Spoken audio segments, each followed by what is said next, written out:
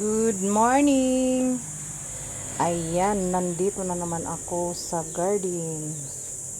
Ayan, nakita ko itong aking tanim.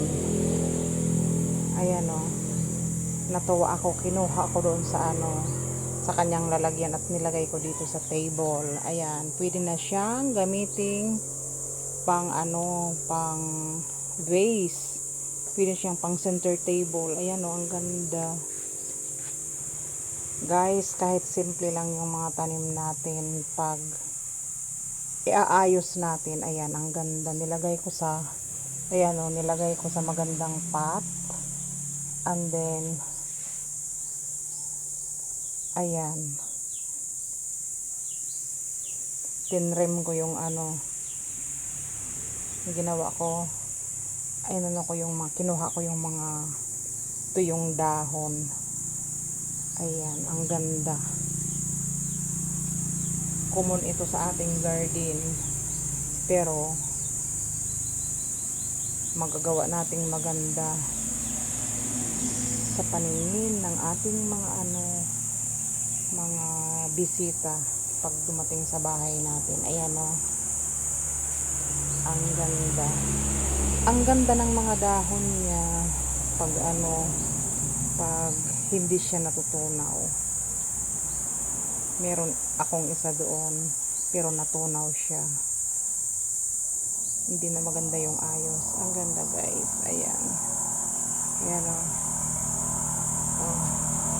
Nilagay ko sa aking pinutol na kahoy para medyo may design. Ayan. Ayan. Ayan. Gandang ganda ako, guys. Maaano din ito, matutuwid din ito pag matagal na dito sa pag naayos yung tubo niya.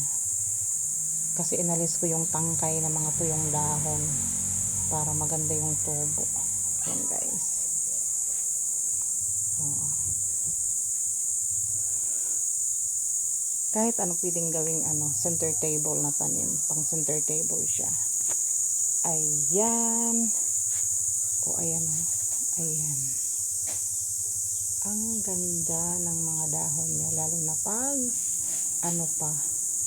pag bata pa, pag hindi pa masyadong matanda yung dahon. Pero pag matanda na siya, ito lumalaylay na siya. Ayan o. Nakalaylay yung niya. Pero ang ganda ring tingnan. Ayan.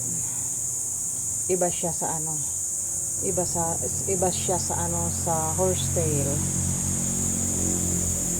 Ayan. Yung horsetail kasi medyo buo yung niya. Buo yung kanyang tangkay. Ganda rin ang horsetail. Ang ganda-ganda. Medyo pricey yung horsetail. Ito, common lang ito sa ating bakuran. So guys, ganda talaga. Kaya gawin nyo na, guys, yung tingin-tingin kayo sa mga halaman nyo at ilagay nyo sa magandang paso para may pang-display kayo sa inyong table. Ayan. Okay, guys, thank you for watching. Don't forget to follow and share. Thank you.